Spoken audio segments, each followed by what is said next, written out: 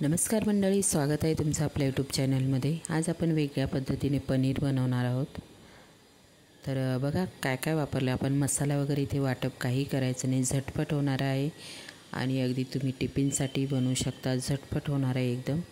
आणि आपण लाल मसाला वगैरे बिलकुल नाही वाटणार, म्हणजे टाकणार आहोत। तेल टाकून घेतलेलं आहे, जिरं टाकलेलं आहे। जिरं थोडंसं ब्राऊन होऊन द्यायचं। नंतर कांद्याचा वापर केलेला आहे मी। 2 कांदे घेतलेत बारीक चिरून। कांदा आपल्याला छानसा तेलावरती परतून घ्यायचा आहे, खूप परतवायचा नाही कांदा।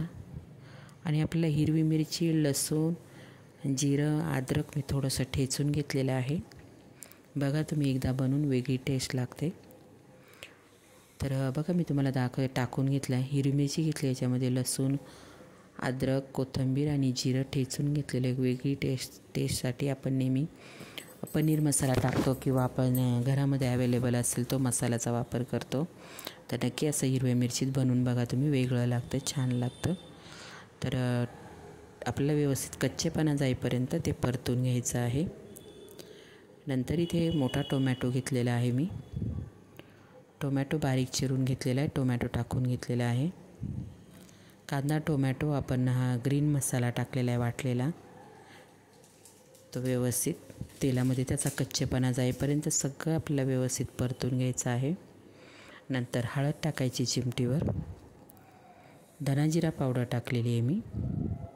परत एकदा मिक्स करून घ्यायचं। तर बनवून बघा नक्की एकदा, म्हणजे थोडं आपण मुलांना टिफिनसाठी द्यायचं असेल किंवा आपण नाश्त्यासाठी बनवत असेल तर बनवून बघा एकदा।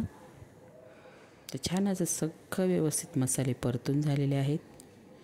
इथे बघा पनीरचे असे तुकडे घेतलेले आहेत, खूप मोठे पण नाही, छोटे पण नाही, मीडियम असे पीस केलेले आहेत। व्यवस्थित कांदा, टोमॅटो आपण जे मसाले टाकलेत त्याच्यामध्ये आपल्याला पनीर छानसं मिक्स करून घ्यायचं आहे। कोणी कोणी तेलामध्ये तळून घेतं, ते खूप कडक होतं।